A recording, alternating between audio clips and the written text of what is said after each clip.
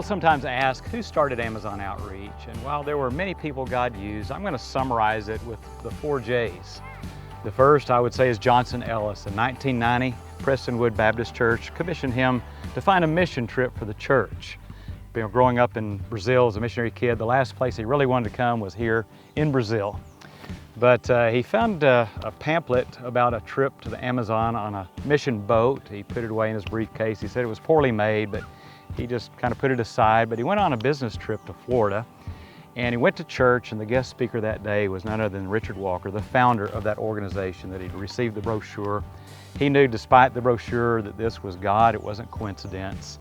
And so that began a core of people that started going to the Amazon out of Prestonwood and a church across the street, Bent Tree Bible Fellowship, for the next 7 years. But Richard Walker had a heart attack, and as a result, the second J would be Jeff Blackard. He's a real estate developer, an entrepreneur, and he wanted to make sure that the mission continued.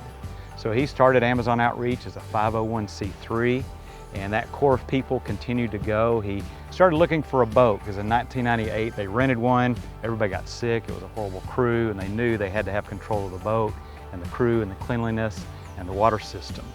So he went, and they finally found one in the jungle, but just the hull. He bought it and negotiated the price, but he actually didn't have enough money. But before he landed back in Dallas, God lowered the value of the Brazilian dollar to the American, and all of a sudden he had plenty of money to buy that boat. Well, now that the boat was bought, somebody had to build it, and this is the third J, which is Jed Thompson. Jed Thompson was hired as the executive director with the task of building the boat, his background with construction, and he spent the next 6 to 8 months here in Brazil building the Linda Esperanza, our first mission boat. Now, there were 8,000 other people that have been involved with this mission, and almost that many Brazilians, but there's a few more I have to mention, even though they don't start with a J. But Marco Rego, he was Jed Thompson's counterpart here in Brazil. He was the director here. He's the one that kept everything going and helped Jed with the boat. And then Phyllis Woodward, who led the very first mission trip. And she was Jed's right-hand woman for 15 years and actually still works with us today as our development director. So these are the names, but as Paul says in 1 Corinthians 3:6, it was he that planted and Apollos that watered, but it was God that gave the increase.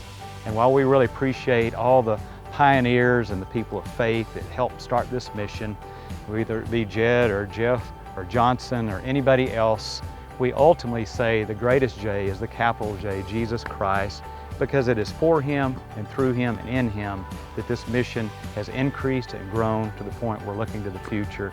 And whatever the future holds, the only name that will ultimately be remembered is the name of Jesus. So thank you for hearing our story and what God has done through many people, but ultimately for His name and His glory for the forgotten people of Amazon.